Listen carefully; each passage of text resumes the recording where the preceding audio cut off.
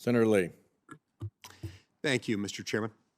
I want to take a brief moment to say that I appreciate the opportunity to serve on the Budget Committee as a new member, and especially to do so at a time when the state of our federal budget is in such profound disrepair, perhaps more so than at any other time in our nation's history.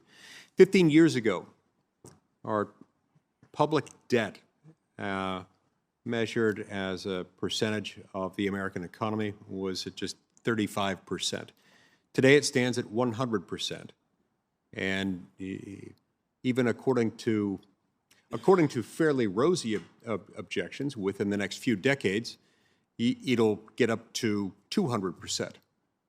And whether it's decades or just a few years away, we will reach a point where our interest on the national debt becomes the largest line item we have, bigger than Social Security or Medicare or defense.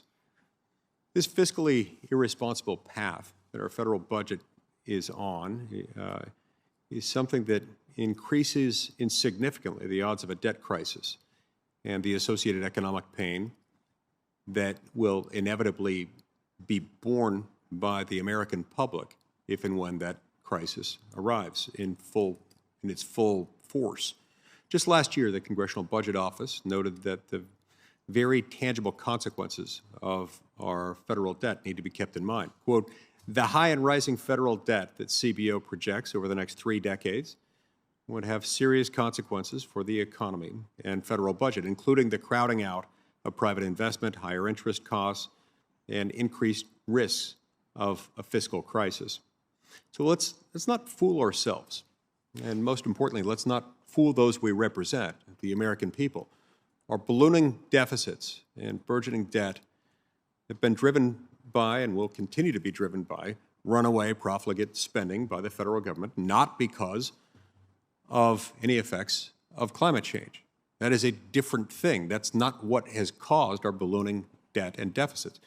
Fear has become an all too prevalent quality in American political discourse, and specifically among many in the United States Senate and on the left who seek to use climate alarmism to justify a widespread federal government takeover of our economy and a radical, unrealistic, and damaging transition of our energy sector with all of its abruptness and all of its disregarding of things that have worked and have helped elevate people out of poverty, and yes, even helped, in many instances, clean up the environment. Dating back to at least the 1970s, a group of left-wing academics and media allies began making apocalyptic claims about climate change, stipulating that climate-related apocalyptic events would wipe out hundreds of millions, if not billions, of the Earth's human inhabitants over the next few decades.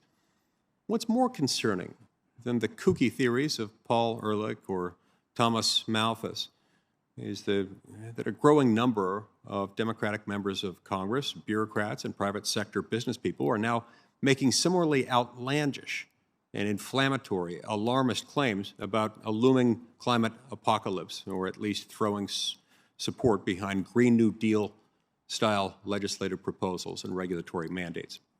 Not only is this supremely misguided and short-sighted, but it's not remotely necessary, certainly isn't desirable.